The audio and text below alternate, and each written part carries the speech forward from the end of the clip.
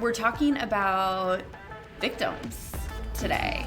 From your perspective, like what makes someone say, oh, that's not my fault. Like this just happened to me. It was somebody else who did that. I can't control anything. So they say the only reward you get for solving a problem is a bigger problem. Yeah. And so if I'm capable, it's almost like fear of success. All right, are you ready? Yes. Okay, the first question. Who was the victim of John Wilkes Booth?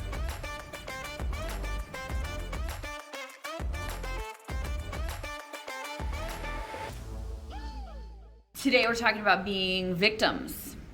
So we're gonna kick it off with the true-false question. Tree, true or false? There was an Affleck study that was done in 2022, and just under half of Americans are victims of burnout. Oh, just under half? Yeah. False. I would say it's more. You are right. It was just over half of people are victims of burnout, at least moderate burnout. I know. Isn't that a lot of people? Yeah. Yeah. It's interesting that Affleck would track that. Well, it's like insurance for health purposes, probably. Yeah. Yeah. So we're talking about victims today. My name is Liz. My name is Tree. And welcome to an episode of Hey, Don't Do That, where we explore the little things that nobody tells you that have big impacts on your motivation, effectiveness, and success. Yes. So we're talking about victims today. And I was talking with someone recently who was working on a project. Things weren't going so smoothly. That never happens though, right? Yeah. Yeah, it always happens. Always, yeah. It always happens. So smoothly. Nothing ever works according to plan. So I was listening to this person, and all I heard from them was about how their manager, the project manager, did not give good directions, and so that's one of the reasons that things weren't going well. Yep. And one of the people in a different department, they didn't get some whatever proposal, something to them in time, so they couldn't get it in. The client didn't give them the right information. Every single thing they were talking about was somebody else's fault. Right. It was never that, like literally in the conversation, they didn't take ownership one time. Yeah, they're just a fly on the wall and they just sit there and let everything else happen to them. Yes, and so I wanted to say to them, don't play the victim. Yeah, don't play the victim. Don't play the victim. And I know you hear it when you're talking with people sometimes. What makes people do that from your perspective? Like what makes someone say, oh, that's not my fault. Like this just happened to me. It was somebody else who did that. I can't control anything. Yeah. One point I can think of is maybe they're looking for sympathy. Like they want the other person to say, oh, well, I'm so sorry that happened to you. Work is hard. Life is hard. Yes. And taking responsibility is harder.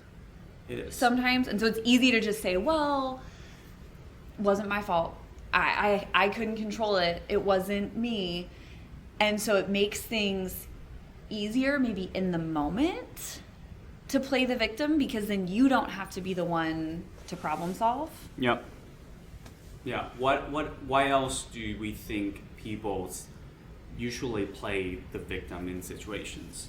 I think people don't want to take ownership, because if you take ownership in a situation, people will look to you again to take ownership. They say the only reward you get for solving a problem is a bigger problem. Yeah.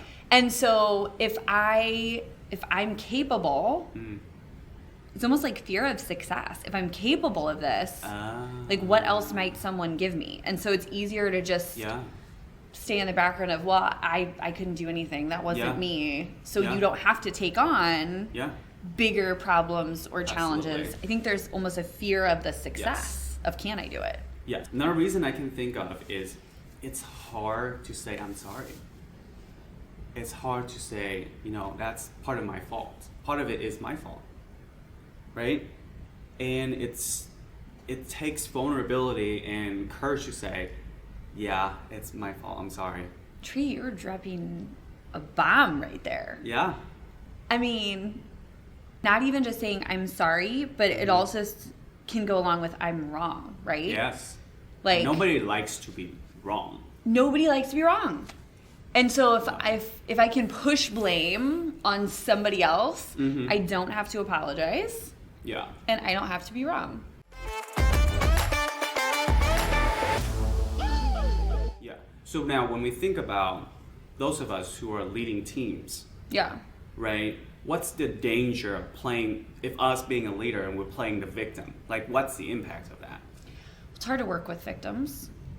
Yeah. It's hard because I forget, I think it's in some branch of the military, but they talk about like carrying your own bags. Like you have to carry your own weight. And I think the same is true on teams. Like everybody has a part to play. Yes. And while you might be dependent on other people to be successful, they're also dependent on you. And so if I'm not doing my part, you can't get your part done. Right. But if I won't take any responsibility and I say, well, that wasn't really my fault. I couldn't get this done because someone else didn't get me this, or I didn't have enough time. I'm, in a sense, also letting you down. So it's hard to work with people who are victims because nothing's ever their fault, and you can give and give and give and give. Yes. But it's like, it feels like you're knocking at the same door. Yeah. And they never open. And if you have one person on your team who's doing it, then you think of the high performer who looks and says, like they got out of this. Yeah. It can make your high performers leave. Yes. Right? Because they just don't want to put up with someone who won't take responsibility, someone who always has an excuse. They want to work with other high performers and people who get things done. Right. People do need other people, right? In most organizations these days, there's different departments, there's different locations, there's different team leads. So when you start to hear that language, I couldn't do that because of this. Yeah.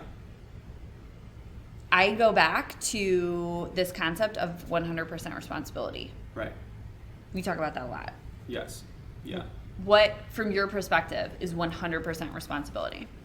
It's not, for 100% responsibility is not about saying this is all my fault.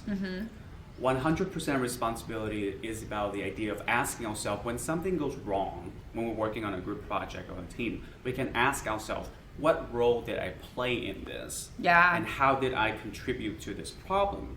Because when we're asking that, first of all, it makes us think, what could I have done differently? And it also gives us some more sympathy to the situation and stops us from blaming other people. Because we say, well, I'm part of the problem, so I better think of a solution and be part of the solution instead. So to me, that's the idea of 100% responsibility. Some of the best leaders that I've ever talked with or worked with, I've never heard out of their mouth, well, there was nothing I could do about that. Yeah. There was nothing I could do. That wasn't my issue. Yeah. And it's true that there are things that happen, right? There's events that happen in your life on projects where you have no control. And it's probably not great. And at the same time, I've never heard a really good leader say, well, there's just nothing I can do. We just have to, roll over and die. Really? No. Like, victims just say, like, well, that's unfortunate. I guess I'll have to live with it. Like, a good leader says, okay, if marketing did drop the ball on something, or if the person I was supposed to work with, if they didn't show up or get me the information, what role can I play? What can I do? Yeah. Versus just sit back and wait. Yeah, because those leaders understand that they can take action to help resolve the situation instead of just sitting there and saying, all these things around me are flying around me 100 miles an hour, I have no control. That reminds me of a quote by this French philosopher, and he wrote that life is the C between the B and the D. Life is the C between the B and the D. B stands for birth. What do you think D stands for? Oh my gosh, What do you think he D, was so sweet. What do you think D stands for? Okay, well I'm guessing now it's not death. It's death. Oh, it B, is death. B stands for birth, D stands for death. And C, life is the C between the B and the D. C is? The choices? Yes. Got it. Yeah. Choices. That's good. That's have a like choice. creative French philosopher. Yeah. Yeah, I'm like, that makes you reconsider, like, every moment I have a choice. Some choices are harder to make.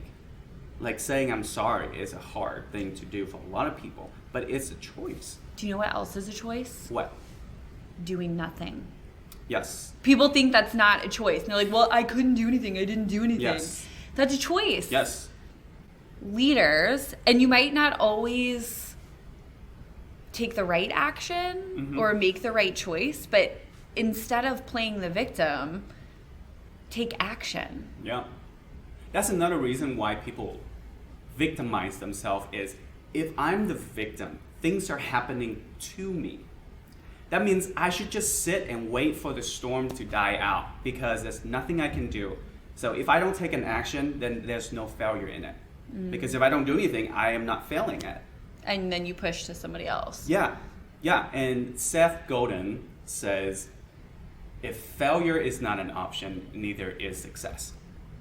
Right? If you don't take a chance, a risk of going to that job interview, you won't have the chance of getting the job. You might get rejected, but if you don't go to that job interview, you won't have the opportunity to get the job. Or if you don't go for that promotion and you don't apply for it, you might get rejected by your manager saying you're not ready yet. Mm-hmm. But if you don't go for it, you will never find out whether you can make it or not. And it doesn't always work, right? You No. could go to the job interview and not get the job. To me, the difference is the victim says, well, they just didn't understand. They Yes. didn't ask me the right questions. They didn't really, let me share whatever it was that could have given me the job. Yeah. Versus a leader mentality, which says, you know what? Gosh, like, I wonder what I could do differently in that next interview. Or I wonder if there's another role that I could reach out to someone in a different department about. Like, you might take action, or you might do something that doesn't work out. Mm-hmm. But it's how you respond Yes. in that situation. Is Yes. it, oh, me, poor me? Or is it, let me learn, let me Yes. move forward? I love how you say respond instead of react. There's a difference. There's a difference, and respond is a choice, right? It takes more, it shows more of your own will of how you respond to a situation, how you tackle a situation versus being reactive. Yeah. So instead of being a victim, victimizing themselves, what can people do? What would we suggest? So one, take action. Like, take action. Whatever it is that you are challenged with, frustrated with, and it doesn't have to be big action, but like, what's one thing I can do today to move closer? Yes. Taking small action is one way Yes. to not be a victim. Yes, and the power of small action is like every time you don't want to do it, just ask yourself, what is the smallest simple thing I can do? And it always works for me because now I overcame that mental resistance, because once I got started, I get momentum. Yeah. Right? You asked another good question earlier, right? If you're finding yourself using victim-like conversations Yeah. in your head or whatever, Yeah. saying, well, what role do I play in this? Yes. What role do I play in this? Yes. And maybe it's even, what role do I want to play in this? And that might help drive action. Yeah, and even if I would add, even before that, self-awareness. Self-awareness is like our superpower, right? Catching yourself and say, hey, don't do that. Like, don't self-victimize. Yeah. And then go into the question of, what role do I play in this? What responsibility do I have that contributed to this issue or this situation that we're in. Yeah, thinking about the conversations, whether you're having in your head or out loud with other people. It's like, who am I talking about? And am I talking about all the things other people are doing wrong? Or am I talking about how I'm helping, how I'm contributing, what my role is? Yeah. And just shifting that focus from what's everybody else doing to me to what am I doing about this can be helpful. So I won't self-victimize if I lose in the trivia today. Yeah, because we have 5 questions. I won't be saying, oh, let's just make these so hard for me that there's no way I can win. I will tell you that these might be a little tough. I don't know, but I don't want you to let me down because you're going to get 30 seconds to answer these 5 questions. They obviously all have to do with victims. Okay. I'm not even going to tell you how many I think you're going to get right today. You just told me how many out of 5, how many do you think you're going to get right? 3. Let's be hopeful today. Okay, and if you don't be a victim here. All right, are you ready? Yes. Okay, the first question. Who was the victim of John Wilkes Booth? I have no idea. Okay, Abraham Lincoln. Who was the victim of Aaron Burr? I don't know. Alexander Hamilton. Who was the victim of the Nancy Harding ice skating scandal? Nancy.